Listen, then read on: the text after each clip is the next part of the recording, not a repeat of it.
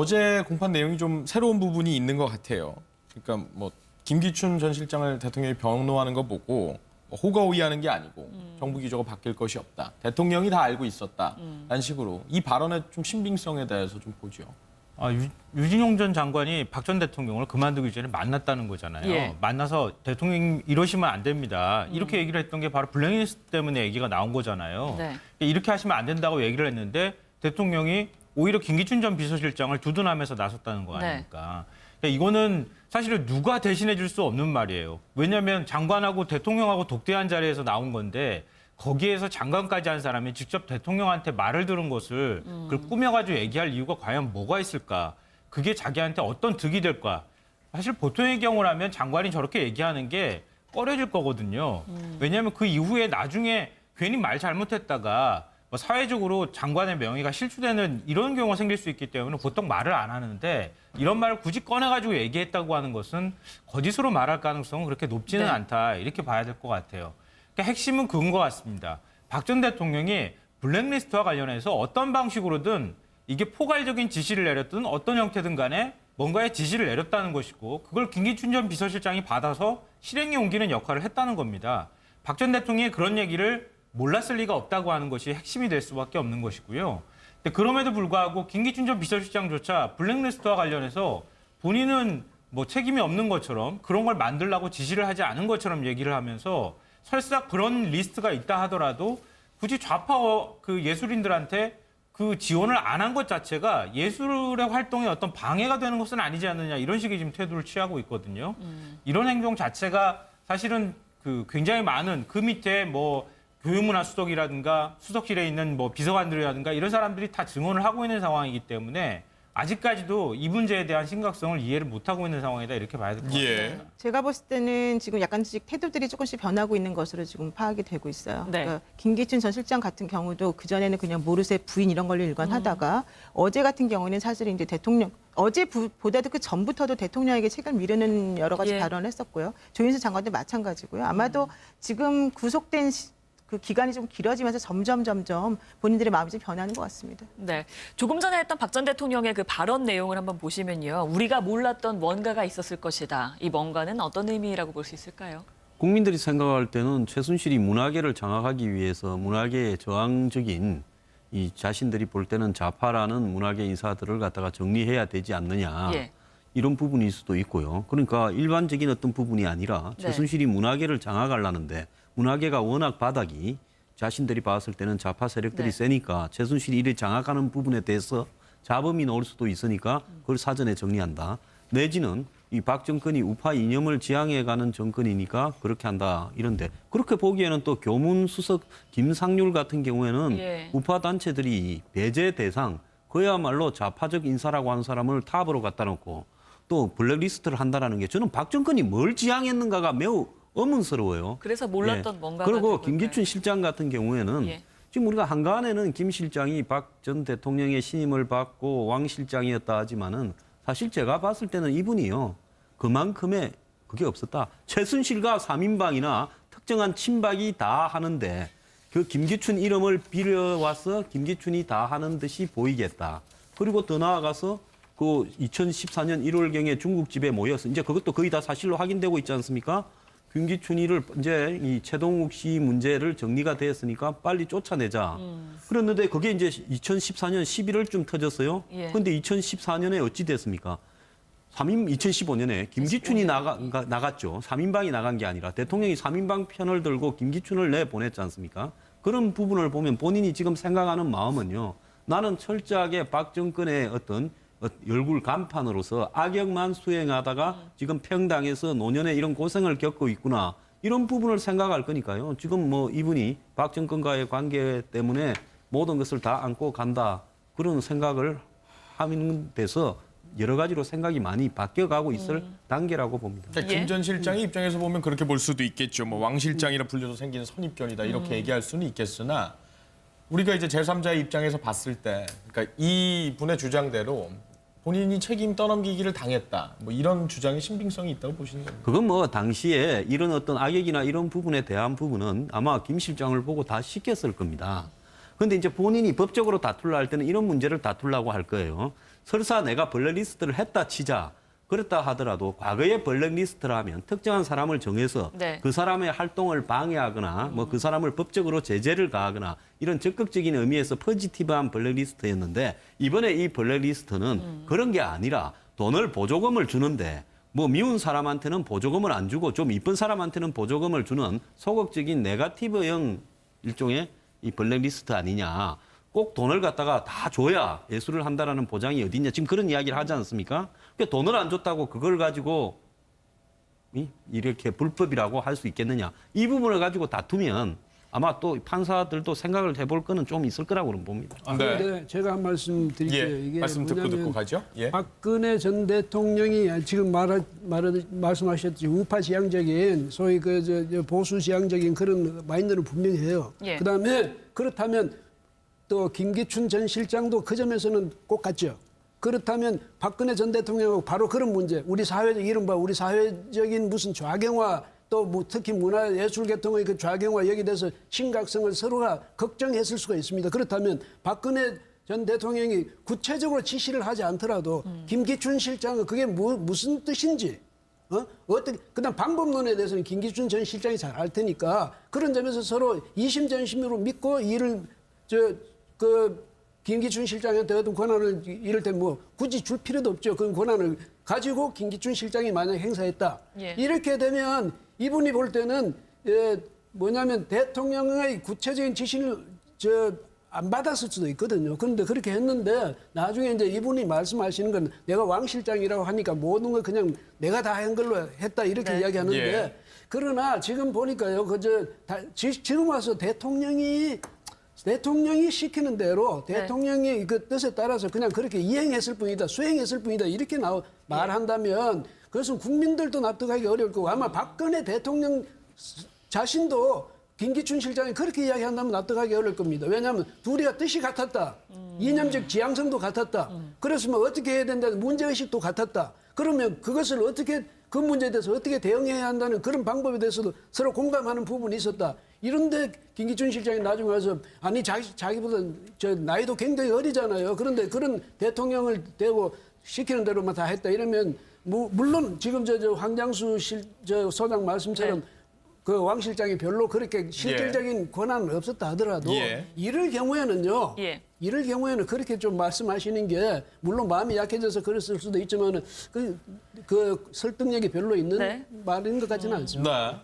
네. 방금 전에 김기춘 전 비서실장 측이 주장하는 바에 대해서 잠깐 말씀하셨는데요. 예. 정확한 표현은 이렇습니다. 이 블랙리스트 존재 자체를 부정하는 건 아니에요. 보니까 존재 자체는 인정을 하는 것 같습니다. 그런데 그 블랙리스트라는 것의 정당성을 지금 얘기하는 것이거든요. 그러면서 이번 사건은 그러니까 예술의 자유를 침해했다는 게 편견이라고 본인은 생각한다. 이렇게 얘기를 했고요. 예술인을 지원하는 국가 보조금을 특정 단체나 개인에게 지원하는 걸 중단하거나 줄였다는 게 이번 사건의 핵심이다. 그럼 그 단체를 지원하기 위해 보조금을 줬어야 하느냐, 안 주면 예술의 자유를 침해하는 것이냐, 못 받으면 예술 활동을 못 하느냐, 이렇게 지금 정확하게 얘기를 했습니다. 이게 왜 틀린 것인지 제가 말씀드리면요. 우리나라 문화예술진흥정책의 핵심이 되는 단어는 8길이의 원칙이라고 하는 겁니다. 이게 뭐냐면요. 지원은 하되 간섭하지 않는다는 겁니다. 그러니까 공공은 문화예술을 진흥하기 위해서 공공의 기금을 가지고 지원은 하지만 문화예술의 자율성은 보장한다고 하는 게 그동안에 우리나라가 계속 취했던 그 기본적인 정책이었습니다. 이거는 우리나라뿐만 아니라 모든 외국도 다 마찬가지입니다. 문화가 가지고 있는 공공성의 측면 때문에 문화예술을 지원하고 후원하는 나라가 굉장히 많습니다. 그렇지만 그거에 대해서 지원은 하지만 간섭을 하지 않는다는 원칙을 다 대체적으로 모든 선진국이 갖고 있는데 그러면 지금 문화예술 지원을 하는 여부에 대해서 블랙리스트를 만들어서 지원하지 않겠다고 하는 것은 예술 지원을 하지 않겠다는 것하고 똑같은 그 얘기가 되는 겁니다. 그렇기 때문에 정부가 지원하고 안 하느냐의 문제로 얘기하는 것이 아니라 그 과정에서 예술 기금을 가지고 미운 사람한테는 지원하지 않고 이쁜 사람한테는 지원하는 것 자체가 이것 자체가 문화예술에 대한 자유를 침해하는 거라고 거꾸로 해석하면 얘기를 할 수 있다는 겁니다. 이거는 전 세계 어디를 가져가서 얘기하더라도 이런 논리로 만약에 얘기를 한다 그러면 다른 나라들도 다 웃을 겁니다. 그러니까 문화예술은 그러니까 어느 예술가들 만나도 물어보면 알겠지만 단 한 1% 정도만 문화예술을 통해서 돈을 벌지 나머지는 전부 다 돈을 못 버는 사람들입니다. 그러니까 그런 사람들을 대상으로 해서 지원을 하는 것이지 그 지원을 가지고 이런 식으로 표현하는 것은 저는 개인적으로 말이 안 된다고 생각합니다. 네, 지금 네. 말씀하시는 건 이제 헌법이나 정책적, 국가 정책적 측면에서는 당연히 타당한 말씀이신데 예. 지금 이제 이 변호인들이 저렇게 말을 하는 이유는 이거는 헌법이나 정책을 가지고 얘기하는 게 아니고 형법적인 권한 남용이나 이런 걸 가지고 따지는 것이기 때문에 예. 그 측면에서 보자면 구성 요건에 맞지 않는다. 그걸 얘기를 하는 거죠. 지금. 그런데 예. 제가 김평론가님 말씀에서 한마디 좀 다른 생각을 말씀드리면 예, 예. 왜냐하면 지원을 하는 건 국가가 문화예술 진흥을 위해서 지원하는 건 좋습니다. 그런데 각 정부마다 그 정부가 지향하는 그런 정책 방향도 있을 거고 정책 목표도 있을 것 아니에요. 네. 그러니까 지금 전 정부에서 해왔던 그대로 왜 지원하지 않느냐 이렇게 되면 이건 이야기가 안 되는 거고 왜냐하면 그럼 새 정부가 들어설 필요가 없잖아요. 새 정부는 새로운 정책 목표를 가지고 자신들이 추구하는 목표를 거기다 중점을 두고 추진하게 돼 있거든요. 그래서 지금 말씀하신 그런 대로 말씀하시는 건 아니고 그러니까 왜 만약에 그걸 가지고 정말 뒤로서 돈 가지고 장난치면서 뭐 압박을 가했다든가 이랬다면 그거는 문제가 되지만 네. 지원금이요. 그러니까 새 정부 들어서 문화예술계 전반적으로 이게 좌경화돼서 그러니까 만약 이를테면 종전에 1,000억 기금을 만들었던 거 지금은 100억만 900억은 뭐 줄여버려. 예, 뭐 예. 이렇게 했다면 권한 이거는 중에 하나라고 심대한 봐야 가격이 된 되겠죠. 거지만 그거는 조금, 원래 정해져 있던 그런 규모 안에서 분배를 해줘야 되잖아요. 어차피 예. 언제나 재원은 부족하고 줘야 될 때는 많잖아요. 그런데 그 분배 과정에서 어디다가 더 주고 어디다 덜 주고 한다는 그걸 가지고 그걸 이 정부가 그 문화예술계에 대해서 심대한 무슨 어떤 간섭을 했다거나 이렇게까지 이야기해버리면 새로운 정부가 할 수 있는 그럼 다음 정부 들어서면 어떻게 합니까? 아니 그런데 기존에 원래는 계속해서 지원이 이루어졌던 것이 아무 이유도 없이 사정 변경도 없이 갑작스럽게 지원이 중단되게 되면 그 단체는 당연히 활동을 할 수가 없는 거 아니겠습니까? 아니, 그런 그러니까- 측면에서 문제가 된다는 아니, 거죠. 예, 제가 이야기 좀 할게요. 예. 아니, 제가 좀- 한마디만 하면 네. 천억이 있는데 이것을 가지고 지원해줬는데 충분하게 내가 지원해줄 수 있는 대상이 분명하고 지원해주면 그 돈이 딱 악유가 맞으면 괜찮은데 그렇잖아요. 지원 받아야 할 단체는 엄청 많잖아요. 그럼 지원을 이제까지 못 받았던 단체는 영원히 못 받아야 되는 겁니까? 그 말씀은 김기춘 전 실장 측의 주장과 비슷한 맥락이죠. 맥락으로 예. 이해해도 아니 그 되겠습니까? 비싼 그 사람이 어떤 논리를 폈다가 문제가 예, 예. 아니라 지금 뭐 말씀하시는 아니, 거 지금 뭐냐면 문제가 됩니다. 돈이 지금 말씀을 그렇게 하신다면. 예. 돈을 지원했던 것을 그것을 돈을 지원하지 않다거나 이렇게 줄이면 그건 중대한 타격이 된다면 제가 말씀이 전제가 그거잖아요. 재원은 정해져 있잖아요. 예, 예. 줘야 될 대상은 많잖아요. 네. 그런데 지금 같은 그런 규모로 계속 해야 된다면 그럼 못 받는 단체는 제가요, 영원히 못 받는 옛날에 거예요. 중앙부서에서 정부 지원금이나 보조금 이런 거 많이 본 사람입니다. 예. 그래서 이야기를 하자면요. 예. 네. 정부에서 지원하는 모든 돈은 항목이 있습니다. 그래서 그 누구한테 어떻게 주라는 것까지도 그 항목에 규정되어 있어요. 그렇기 때문에 이게 이제 앞으로 아까 말한 대로 헌법적으로는 저는 분명히 위반되는 부분이 있다고 봅니다. 법률적으로 이제 위반이 되는가 하는 것은 세세하게 정해져 있는 그 항목에 따라서 지출을 했느냐. 예. 그럼 안 주고 이쪽에 줄 것을 안 주고 저쪽에 준 부분을 이것이 항목에 이 위반이 되느냐 안 되느냐 그걸 따져가지고 이렇게 되는 겁니다. 그 돈은 그냥 주는 게 아니에요. 포괄적으로 뭐 1,000억이 있다고 그걸 갖다 나눠주는 게 아니라 예. 그걸 어떻게 해서 세부적으로 쪼개서 아주 잘게 이렇게 돼 있기 때문에 아마 그 해당 단체들도 지금 고소 고발을 해놨을 거니까요. 그런 예. 부분을 통해 가지고 정리가 될 거라고 네, 봅니다. 제가 문제라고 잠시만요. 말씀드리는 부분은 이 주장을 그대로 동의하시는지 그 부분에 대해서 따져볼 필요가 있다. 이런 말씀이신 거고 말씀인 거고 녹여서 좀 부탁드릴게요. 하나 네. 더 추가해서 이제 조윤선 전 장관은 오해였다라고 얘기를 해서 뭐 같은 맥락으로 지금 봐야 되는 건지 반박해 주시죠. 예. 뭐 방금 전에 얘기하셨던 것의 연장선이 될 수 있는데요. 저도 정부위원회에서 보조금하고 기금을 집행했습니다. 그걸 예. 직접 심사를 했거든요. 예, 예. 그럴 때 그러면은 정부가 보조금을 지원하는 데 있어서 우리 여기 마음에 안 들어 지원하지 마. 그럼 지원 안 하나요? 그거 아니거든요. 제가 앞서 말씀드렸던 팔거리 원칙이라는 것은 문화예술 정책에 관한 정부의 철학 예. 그리고 문화 정책에 관한 어떤 기조에 관해서 말씀을 드린 것이고요. 세부적으로 들어가면 법률이든 아니면은 그거에 따르는 그 하위든 그 무엇이든 간에 지원을 할 수 있는 기준들과 그 규정들이 세세하게 다 규정되어 있습니다. 그러면은 공모할 때 아예 그러면은 좌파는 공모하지 마시오라고 해야죠. 뭐하러 공모 받습니까? 문화예술 정책에 있어서 심사할 때 심사 기준들이 다 세세하게 있고 거기에 따른 평가를 하도록 되어 있습니다. 그래서 그 많은 단체들이나 출판사나 이런 것들 예술인들이 다 지원 신청을 했던 거예요. 받고 난 다음에 얘 마음에 안 들어 블랙리스트야. 이건 정책적으로 이념이 마음에 안 들어. 그런다고 빼나요? 우리나라 기금이 그렇게 집행하는 게 어디 있습니까? 그러니까 그것 자체가 문화예술 자유를 침해하는 거라고 얘기를 하는 겁니다. 그런데 김성환 평론가 말씀하신 그 구체적인 사안 하나에 대해 지금 조사하신 거 아니죠? 그렇잖아요. 지금 그 누구한테 지금 어떤 단체에 돈이 주어졌고 어떤 단체에 얼마나 빠졌고 그건 한 거 아니잖아요. 그렇다면 제가 말씀드리는 것은 예. 만약에 그 어떤 정책적인 보복적 차원에서 예, 응징적 차원에서 만약에 그런 일이 있었다면 이건 당연히 네네. 잘못된 것인데 이를테면 좌파니까 우리가 배제하고 우파니까 봐줬다 이런 식이 되려면요. 그럼 과거 정권은 어떻게 되냐면 그다음에 제가 말씀드리는 그거예요.